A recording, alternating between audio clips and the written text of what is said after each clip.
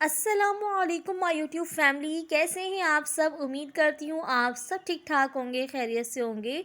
आज जो मैं आप लोगों से टॉपिक डिस्कस करूँगी वो है ट्रांजामीन कैप्सूल। किसके हवाले से कि ट्रांजामीन कैप्सूल है क्या, इसे किस तरह से इस्तेमाल करना है, इसके साइड इफ़ेक्ट्स क्या हैं।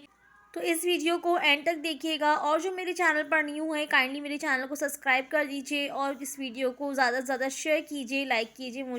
सबसे पहले ट्रांजामिन कैप्सूल है क्या। ट्रांजामिन कैप्सूल जो है ये एक एंटीप्लाज्मिक एजेंट है, यानी कि जब आपकी बॉडी में एक ख़ास किस्म का एंजाइम या फिर प्रोटीन जो आपकी ब्लड को क्लॉट करने में हेल्प करता है, अगर उसकी मिकदार बॉडी में कम हो जाए तो इसलिए जो है वो ट्रांजामिन कैप्सूल दी जाती हैं, ताकि जो है वो आपकी बॉडी का जो ब्लड है वो क्लॉट हो सके या फिर एक्सेसिव ब्लीडिंग जो है वो आपकी बॉडी से ना हो।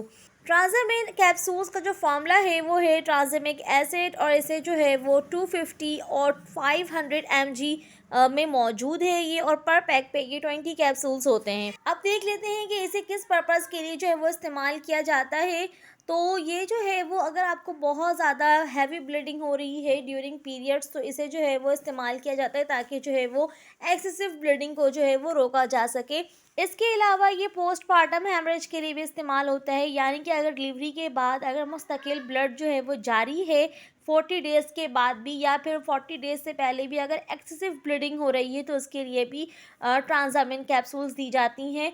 कुछ ख़वातीन की शिकायत रहती है कि जो है वो 40 डेज़ कंप्लीट हो गई हैं, लेकिन उसके बावजूद जो है वो स्पॉटिंग्स आ रही है, तो ट्रांजामिन कैप्सूल्स जो हैं वो उन पेशेंट्स को दी जाती है ताकि जो इनके जो है वो स्पॉटिंग रुक जाएँ। अच्छा, इसके अलावा जो है ये डेंटल पर्पज़ के लिए भी इस्तेमाल होता है। जब दांत निकले और उसके बाद जो है वो खून जारी रहे, या फिर आरसीटी के दौरान यानी कि रूट कैनाल के दौरान भी अगर ब्लड जो है वो बहुत ज़्यादा जारी है और क्लॉट नहीं हो रहा है, तो इसके लिए भी ट्रांजामिन कैप्सूल्स जो हैं वो दी जाती हैं। डोजेज से पहले मैं आपको बताते चलूँ कि इसके साइड इफ़ेक्ट्स क्या हैं, या फिर कॉन्ट्राइंडिकेशंस प्रिकॉशंस क्या हैं। इसके जो साइड इफ़ेक्ट्स हैं वो बहुत कॉमन से हैं कि आपको उल्टी हो सकती है, आपको या फिर मतली सा फील होगा, या फिर चक्कर आ सकता है, आपके जो स्टमक है वो डिस्टर्ब हो सकता है। अच्छा, वो पेशेंट जिनको जो है वो ब्लड प्रेशर की शिकायत रहती है, लो ब्लड प्रेशर की, तो वो भी इसको जो है ना डॉक्टर की हिदायत के मुताबिक इस्तेमाल करेंगे, क्योंकि इसके साइड इफ़ेक्ट्स है वो ये है कि वो ब्लड प्रेशर को जो है ना लो कर सकता है।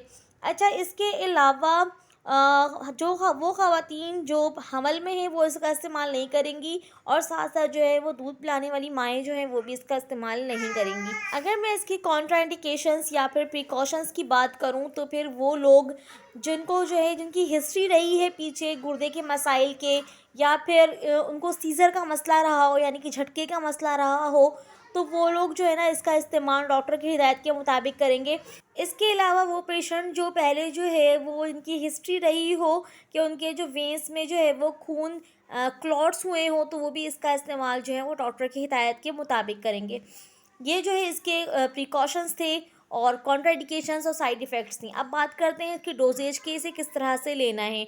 बेसिकली इसे जो हैवी ब्लीडिंग के लिए जो है वो 3 टाइम्स दी जाती हैं, और इसके अलावा जो है वो 2 टाइम्स दी जाती हैं, यानी कि सुबह और रात इस तरह से दी जाती हैं। इसे खाना खाने के बाद आपने लेना है, पानी से लेना है। बाकी जो है वो हर मेडिसिन इस्तेमाल करने से पहले डॉक्टर से अपने लाज़मी पूछें, मशवरा करें, उसके बाद उनके कहने पर इस्तेमाल करें। सही, ये थी मेरी आज की वीडियो ट्रांजामिन कैप्सूल्स के हवाले से। उम्मीद है कि इसमें सारी चीज़ें आपको क्लियर हो गई होंगी। कोई भी ऐसी बात जो आपको नहीं समझ में आई हो, तो आप जो है मुझसे वो कमेंट के ज़रिए पूछ सकते हैं। अपना ख्याल रखिए, मुझे दुआओं में बहुत ज़्यादा याद रखिए। मेरे चैनल को सब्सक्राइब कर लीजिए। अल्लाह हाफ़िज़।